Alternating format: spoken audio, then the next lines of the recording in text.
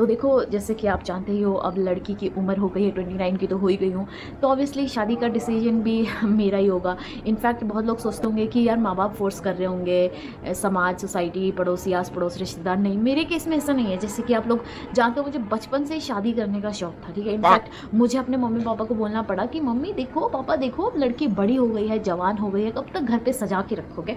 अब ब्याह व्याह का सोचो मेरे, तब जाके मेरे मम्मी पापा के अक्ल में पत्थर पड़ा कि हाँ, बोल तो सही रही है, इसलिए अब इसकी शादी के बारे में बात करते हैं। तो उन्होंने डिसाइड किया कि चलो वीना के लिए अब लड़का देखते हैं। तो अब मैं आप लोगों को अपने एक्सपीरियंस बताती हूँ कि मुझे लड़का ढूंढने में क्या क्या दिक्कतों का सामना करना पड़ा।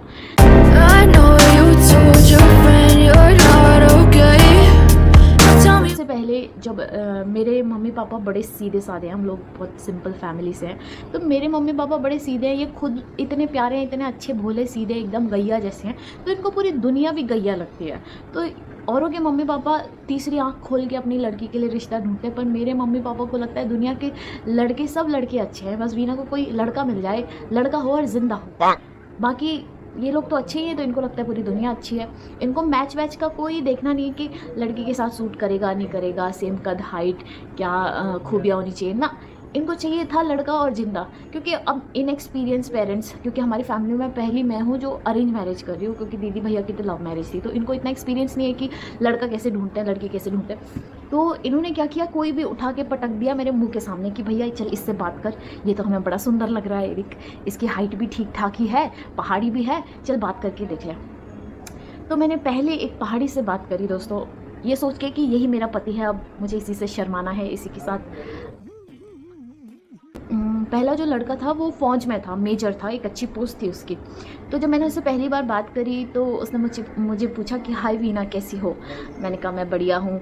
तो धीरे धीरे थोड़ी बहुत बात करने लग गया। फिर उसने मुझसे पूछा कि तुम जानती हो वीना, तुम्हारा नाम वीना है ना। मैंने कहा हाँ। तो कह रहा तुम जानती हो मेरी घोड़ी का नाम भी वीना है। मैंने कहा साले, घोड़ी से ही कर लेता शादी, मेरे पास क्यों आ रहा है तू। चल नहीं, आप पहली कॉन्वर्सेशन में ऐसी बात कर सकते हो क्या। ऐसे मैं बोलूँ उसका नाम नरेन था, मैं बोलूँ मेरे कुत्ते का नाम भी नरेन था, अच्छा लगता है क्या। नहीं, प्यार तो मैं अपने कुत्ते से भी करती हूँ, मतलब अपने से ज़्यादा करती हूँ, बच्चे की तरह प्यार करती हूँ उसको। तो उसको बोल तो नहीं सकती ना कि कुत्ते में, मेरे कुत्ते का नाम भी यही है, मैं उसे बहुत प्यार करता हूँ। मैंने कहा यार, इसको बात करने की तमीज़ नहीं, इतना एटीट्यूड दिखा रहा है। तो फिर वहीं पे मेरे को पता लग गया कि ये लड़का लल्लू है, इससे बात करने का कोई फ़ायदा नहीं। और एक और लड़का जो मुझे ऐसे मिला, जो भाई साहब औरत को भी फेल कर दे।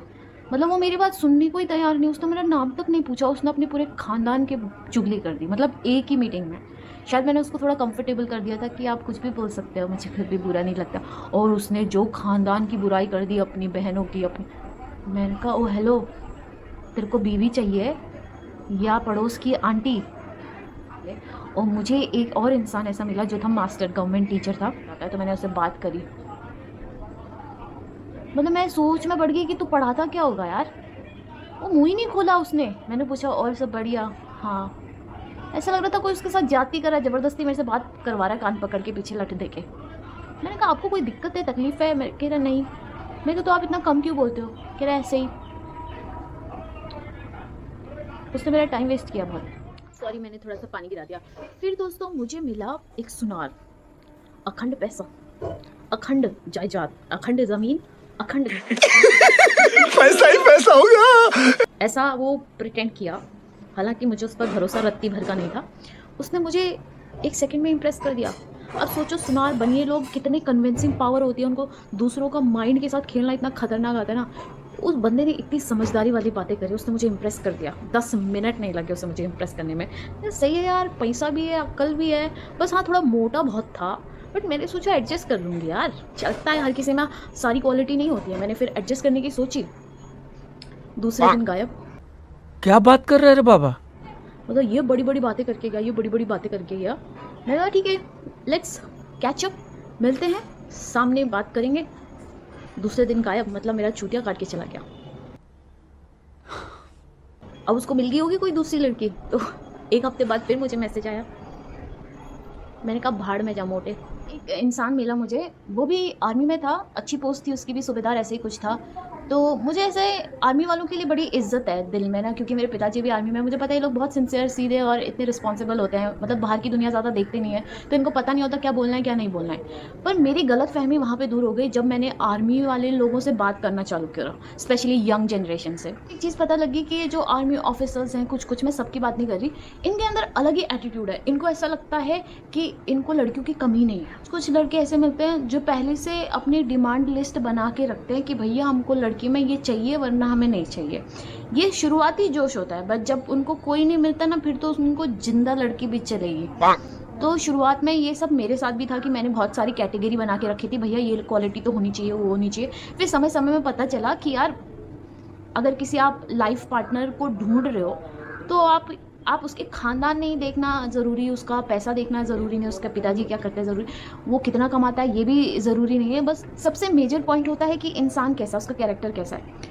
तो आप ये मत सोचें कि अगर लड़की के पास कुछ कमी नहीं है, लड़की एकदम मस्त है, दिखती है और हर चीज़ अच्छा है, तो उसको सारे लड़के मिल जाएंगे, तो उसको मनपसंद का लड़का मिल जाएगा, ऐसा कुछ नहीं है। तब मुझे थोड़ा भगवान जो बोलते हैं ना, पापा मम्मी की भगवान जोड़ियाँ बना के भेजता है, तब मुझे यकीन होने लग गया कि यार सच में भगवान जोड़ियाँ बनाता है। क्योंकि मुझे बहुत अच्छे अच्छे लड़के भी मिले, पर उनके साथ मुझे ऐसा फील हुआ नहीं।